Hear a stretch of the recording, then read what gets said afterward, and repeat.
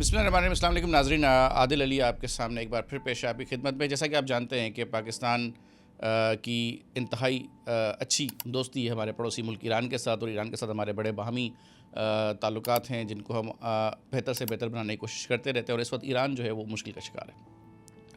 مسلم دشمن ملک اسرائیل نے ایران پہ حملہ کر دیا ہے، اور اس وقت تمام امت مسلمہ کے لیے ایک سوالیہ نشان ہے کہ ہم نے کفر کے ساتھ کھڑے ہونا ہے یا پھر اسلام کے ساتھ کھڑے ہونا ہے۔ پاکستان کا اس کے اوپر جو موقف ہے بڑا واضح ہے کہ ہم ہر صورت میں، ہر حال میں ایران کے ساتھ ہیں۔ پاکستان کے تمام اسٹیک ہولڈرز، جتنے بھی سیاسی جماعتوں کے رہنما ہیں، سربراہ ہیں، یا جتنے بھی مکتبہ فکر سے تعلق رکھنے والے لوگ ہیں، سب نے اپنی اپنی ہمدردی، اپنی یکجہتی کا اظہار ایران کے ساتھ برملا کیا ہے۔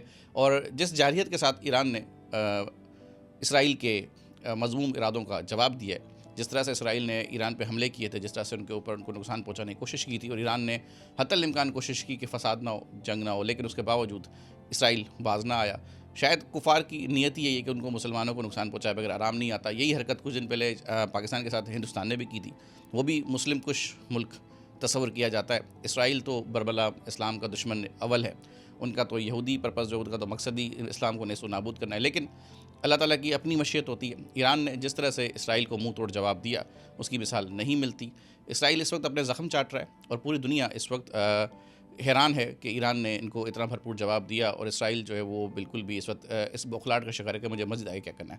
اس سوال کے ساتھ ساتھ ان باتوں کے ساتھ ایک چیز جو سب سے اہم ہے وہ یہ کہ ایک چیز سمجھنے کی ضرورت ہے کہ امریکی صدر ڈونلڈ ٹرمپ کہتے ہیں کہ میں نے ایران کو جوہری ہتھیاروں کی ڈیل فائنل کرنے کے لیے 7 دنوں کا الٹیمیٹم دیا تھا۔ انہوں نے کہا تھا کہ 7 دن میں اگر آپ ڈیل نہیں کریں گے تو نتائج کچھ بھی ہو سکتے ہیں۔ ہم اسرائیل کو ایٹمی ہتھیار، مہلک ہتھیار فروخت کر رہے ہیں، اور وہ ان کا استعمال بھی جانتے ہیں۔ تو یہاں تک بات سمجھ جو آتی ہے وہ یہ کہ امریکہ دونوں طرف سے کسی بھی جگہ پہ دو ممالک کو ہتھیار فروخت کر کے دونوں ممالک کو آپس میں لڑوا کے خطے کے امن کو سبوتاز کرنے کی بہت بھیانک کوشش کر رہا ہے، جبکہ اس کی غرض جو ہے وہ صرف اور صرف اپنے ہتھیاروں کے دھندے سے ہے۔ ہتھیاروں کی منڈی کا کاروبار جنگ کا متقاضی ہے۔ اگر ہتھیار بنائے جائیں گے، ان کے اوپر اربوں ڈالر خرچ کیے جائیں گے، تو ڈیفینیٹلی بھی جنگیں لازم ہے کہ جنگ لگے اور ملکوں میں انتشار پھیلے، قومیں برباد ہوں، تاکہ ہتھیاروں کی ڈیمانڈ بڑھے اور خرید و فروخت ہوتے اور ان کی تجارت کا پہیہ چلے۔ یہ سراسر انسان دشمنی ہے۔ ایسے مہلک ہتھیار بنانا، ان کے کاروبار کرنا انسان دشمنی ہے، انسانیت کے ساتھ ظلم ہے۔ لیکن جو اسرائیل کے ارادے ہیں اور جو اس کے بیک اینڈ پہ امریکہ ہے، یا پھر امریکہ کے بیک اینڈ پہ اسرائیل ہے، یہ دونوں ہی ایک ہی تھالی کے چٹے بٹے ہیں۔ یہ دونوں بھی کبھی بھی مسلمانوں کے خیر خواہ نہیں ہو سکتے۔ یہ ایک لمحہ فکری ہے۔ امت مسلمہ کو یکجا ہونے کی شدید ضرورت ہے۔ اس وقت مسلم بلاک ڈاکٹر اسرار بھی کہہ چکے، ذوالفقار علی بھٹو صاحب بھی کوشش کر چکے۔ اکثر باتیں سننے میں آتی ہیں کہ مسلم بلاک وقت کی ضرورت ہے۔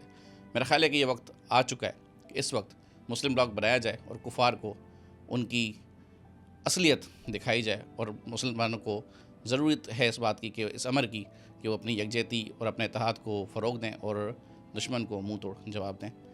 اللہ تعالیٰ سب کا حامی و ناصر ہو۔ اللہ حافظ۔